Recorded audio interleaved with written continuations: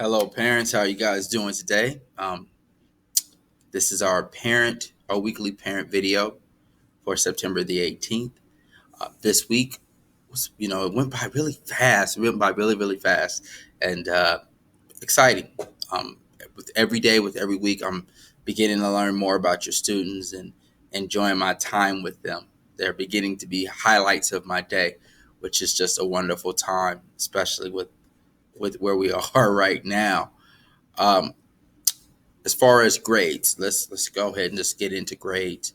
This week, um, this weekend I'm probably going to be just spending time updating grades completely, because today was officially the end of the first progress report grading period, and we need to have grades in Aries by Wednesday.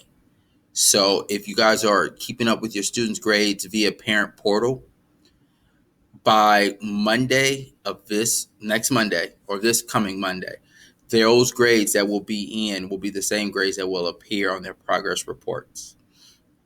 I've told the students throughout the course of this week, excuse me, as well as other weeks, that I will accept all late work, and I still hold true. So if your students can get in some late work, even if they get it in by Sunday, I will add it in to their grades.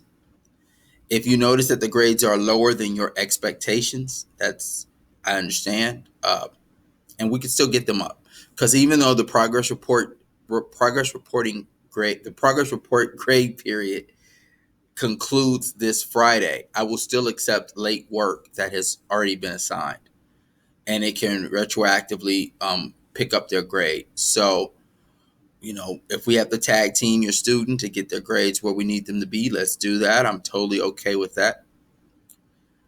As far as what your students should be learning next week. So on history, we're going to be actually taking a history test. It would have been nice to have been able to get that test in before the end of the progress reports, but the schedules just didn't allow it. So this test will be the biggest test that they have taken to this point for the year. It is completely open note. It's completely open anything they have as far as previous assignments that they've turned in. Those assignments they'll have access to via their Google Drive, so they can always go back and look at them, and they can use anything to help them with the test. It will be on Monday. For science, we are covering the human impact on the ecosystem. There will not be a test. There are very few tests in science. I'll be honest with you. As long as your students are completing the assigned work, they will have a high grade in science. If they're not completing the work, their grades will reflect that. For math, we just finished a math quiz today. Most of the students did really well. I think the average grade was a B plus to an A minus. We're going to do the second half of that chapter this next week. We're really going to be putting focus on division. Uh, what I have found in my experience is that students tend to be significantly stronger at multiplying than they are at dividing. But dividing is crucial, because once we get later on in the year and we're dealing with algebraic equations, a lot of times they're going to have to be able to divide to find the correct answer. So this next week, we're going to be hitting division, and hopefully your students feel comfortable dividing. If not, it's going to be something that we're really going to stress to help them improve their skills in that area.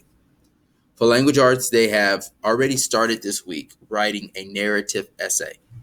The essay is going to be on something that they were afraid of, some type of fear, in particular, a fearful event.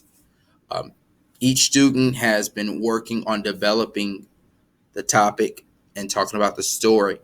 I'm taking it really slow with the essay, because I want to kind of give them this understanding that when you're thorough and you take your time, you produce more higher quality work. So that's definitely something that we're going to be working on next week. I hope that we will be able to have it completed by Friday, but I'm not afraid to push that back to a later date if I am not satisfied with what the students are doing, or if I feel like I'm pushing them along too fast, because I'm totally okay with going as slow as they need, as slow as I need to ensure that your students do the best that they can. Lastly, with ELA, they will be taking what we call, it's a SMART goal. It's a basic test that they'll take. They take it 2 times. The first time is a pre-test, and then through the information that is gathered by the results, we figure out how to kind of help them in that area.